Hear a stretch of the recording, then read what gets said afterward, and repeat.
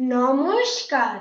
কবিগুরু রবীন্দ্রনাথ ঠাকুরের লেখা কবিতা জন্মান্তর। আমি ছেড়েই দিতে রাজি আছি সুসভ্যতার আলো।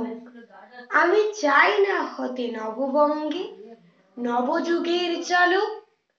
আমি নাই বা গেলাম বিলাত, নাই বা পেলাম রাজার খিলাত, যদি পরজন্মে পাইরে হতে ব্রজের রাখাল বালক, তবে নিভিয়ে দেব নিজের ঘরের সুসভ্যতার আলো।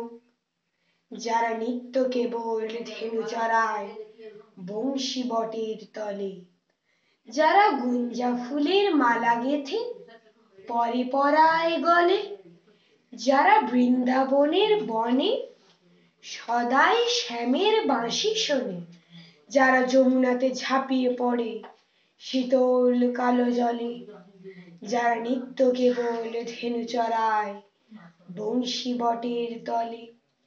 ওরে বিহান হলো, জাগরে ভাই, ডাকে পরস্পরে। ওরে ওই যে দধি মন্থ ধ্বনি উঠল ঘরে ঘরে। হ্যারো মাঠের পথে ধেনু চলে উড়িয়ে গোখুর রেণু। হ্যারো আঙিনাতে ব্রজের বধূ দুগ্ধ দোহন করে।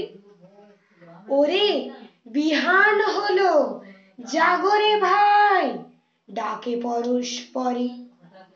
ওরে সাঙ্গন মেঘের ছায়া পড়ে কালো তমাল মূলে।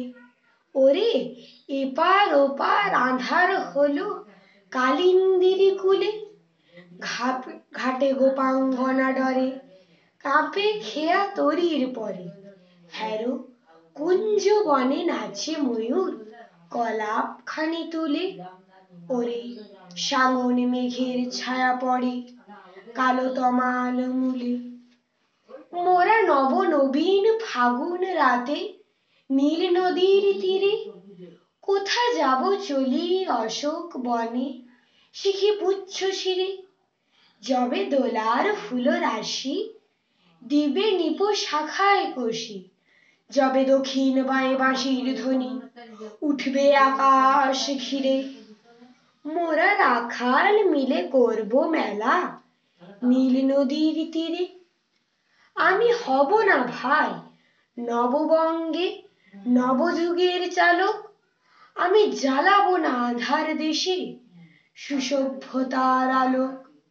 যদি ননী ছানার গায়ে কোথাও অশোক নিপের ছায়ে, আমি কোন জন্মে পারি হতে ব্রজের গোপবালক, তবে নিভিয়ে দেব নিজের ঘরের সুসভ্যতার আলোক। নমস্কার।